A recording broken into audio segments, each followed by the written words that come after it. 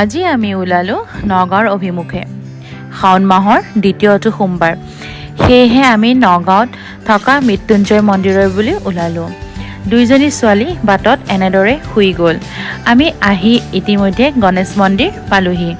মন্দিৰত সেৱা জনাই আমি আমাৰ যাত্ৰা আৰম্ভ কৰিলোঁ মন্দিৰৰ অভিমুখে। এনেদৰেই আমি আহি মন্দিৰ পাই গ'লোহি।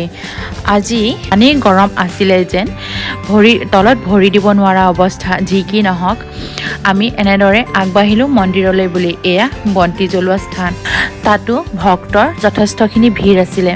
আমি এনেদৰে বাবাক আৰাধনা কৰি চাকি জ্বলালোঁ। চাকি বন্তি জ্বলাই আমি মেইন মন্দিৰৰ ফালে আগবাঢ়িলোঁ। এয়া চাওকচোন ভক্তৰ ইয়াতো যথেষ্টখিনি ভিৰ আছিলে। যি কি নহওক আমাৰ দৰ্শন বাবাৰ ভালদৰে হৈ গ'ল। এতিয়া আমি ভাণ্ডাৰ ঘৰৰ পৰা প্ৰসাদখিনি লৈ উভতিলোঁ। দাদা আজিলৈ আহোঁ, বাই বাই, হৰ হৰ মহাদেৱ।